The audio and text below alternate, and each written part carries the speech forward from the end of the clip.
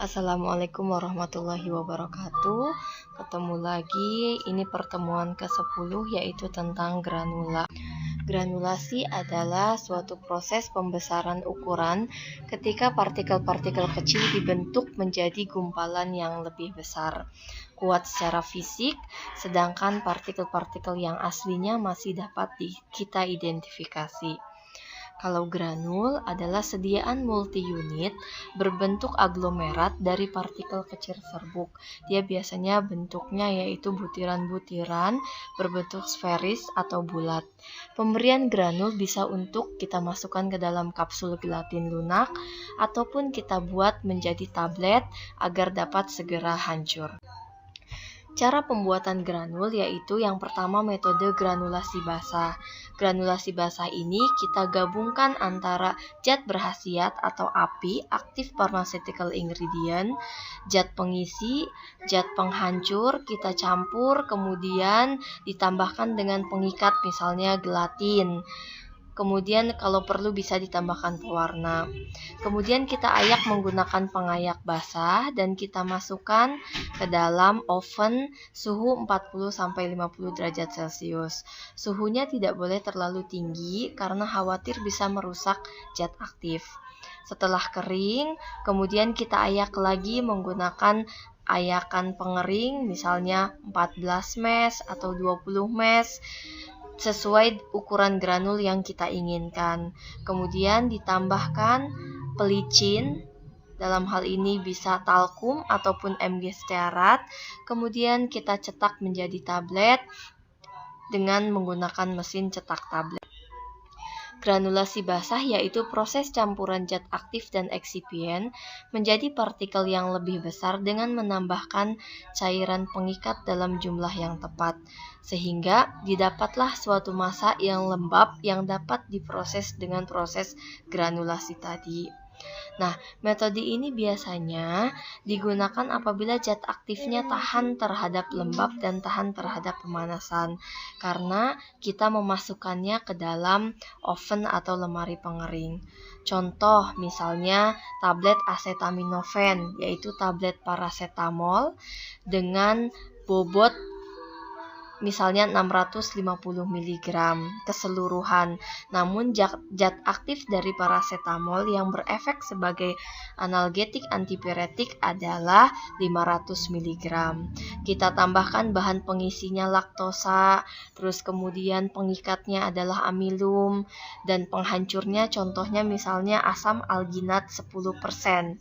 10% misalnya B/V, artinya 10 gram dalam 100 ml air. Atau 10% bisa juga kita menimbang misalnya 5 gram dalam 50 ml air. Atau 2,5 gram dalam 25 ml air. Kemudian ditambahkan pelicin, talek, dan MG stearat. Nah, yang kedua adalah cara kering atau biasa juga disebut slugging atau pre-compression. Kita masukkan zat berkhasiat, pengisi, penghancur, pengikat, kemudian dicampurkan dengan pelicin. Nah, dibuat dengan cara kempa cetak menjadi bongkahan-bongkahan atau slugging tadi. Kemudian baru tablet dipecahkan menjadi granul, kemudian diayak. Jadi pengikatnya juga tidak basah, jadi pengikatnya di sini juga kering, semuanya kering sehingga kita tidak perlu memasukkannya ke dalam lemari pengering. Kemudian Ibu lanjutkan. Jadi zat pengisi, zat penghancur, zat pengikat kita gabungkan. Contohnya cara kering ini adalah tablet asam asetil salisilat atau asetosal 100 mg menggunakan pengikatnya Avisel, pengisinya laktosa, penghancurnya amilum, kemudian pelicinnya bisa talek dan MG stearat. Nah, tujuan dari granulasi kering adalah untuk memperoleh granul yang dapat mengalir bebas untuk pembuatan tablet. Granulasi kering ini dilakukan apabila zat aktif tidak bisa digunakan atau tidak bisa menggunakan granulasi basah. Karena apa? Misalnya tidak stabil dalam pemanasan atau sangat peka terhadap panas atau lembab. Dan atau tidak juga bisa dikempa langsung menjadi tablet karena zat aktifnya tidak dapat mengalir bebas. Dan atau dosis efektif zat aktif terlalu besar untuk dikempa langsung, sehingga dibuatlah metode granulasi kering. Pemilihan metode pembuatan sediaan tablet biasanya disesuaikan dengan karakteristik dari zat aktif yang akan kita buat. Apakah zat tersebut tahan terhadap pemanasan, tahan terhadap lembab, kestabilannya seperti apa, dosisnya besar atau kecil, dan lain sebagainya. Itu akan mempengaruhi pemilihan kita apakah menggunakan metode granulasi basah, granulasi kering, ataupun metode kempa langsung. Nah, sifat alir granul merupakan karakteristik penting dari granul, terutama yang akan kita cetak menjadi tablet. Sifat alir granul yang baik akan mempermudah proses pencetakan tablet. Jadi, apabila sifat alirnya free flowing atau mudah mengalir, maka ketika dicetak tablet juga dia akan mudah di mesin tabletnya. Dan hasil uji evaluasi dari sifat fisik tabletnya juga akan bagus. Evaluasi sifat fisik granul sebelum kita melakukan penabletan perlu dilakukan pemeriksaan terhadap sifat fisik granul ataupun campuran yang akan kita kempa atau dimasukkan ke mesin cetak tablet. Tujuannya adalah untuk mengetahui apakah granul atau campuran dapat mengalir dengan baik selama proses penabletan.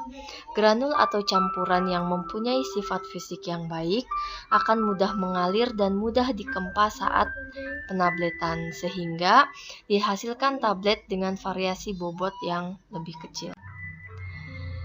Uji sifat fisik granul yang pertama adalah kadar lembab. Bisa kita timbang 5 gram granul, kemudian kita panaskan ke dalam lemari pengering atau oven sampai bobotnya konstan, kurang lebih 105 derajat Celcius selama 2 jam.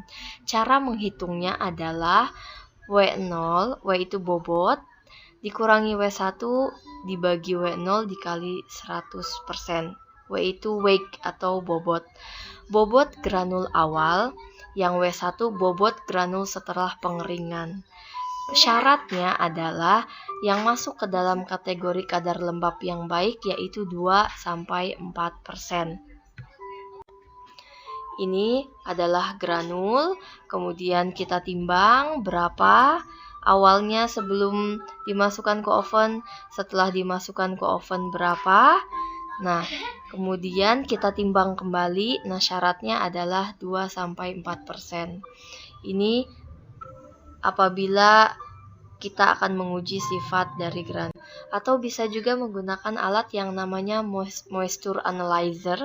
Moisture analyzer ini alat yang dirancang untuk menentukan berapa kadar lembab yang terkandung di dalam sampel cair, serbuk maupun granul. Sebagai contoh, misalnya yang tadi ya, bobot awalnya 1,263 gram dikurangi bobot akhir 1,25 gram dibagi bobot awal 1,263 gram dikali 100%. Ini adalah hasil LOD-nya, loss of drying. Loss of drying-nya adalah 3,80%. Ini misalnya percobaan pertama, percobaan kedua, dan percobaan ketiga. Ini bobot awal sebelum kita sebelum dipanaskan, kemudian kita panaskan kurang lebih 10 menit dengan suhu 100 derajat Celcius, kemudian baru dikeluarkan lagi dari alat, itu namanya bobot akhir. Cara perhitungannya sama seperti yang tadi, W0 dikurangi W1 dibagi W0 dikali 100%. Ya.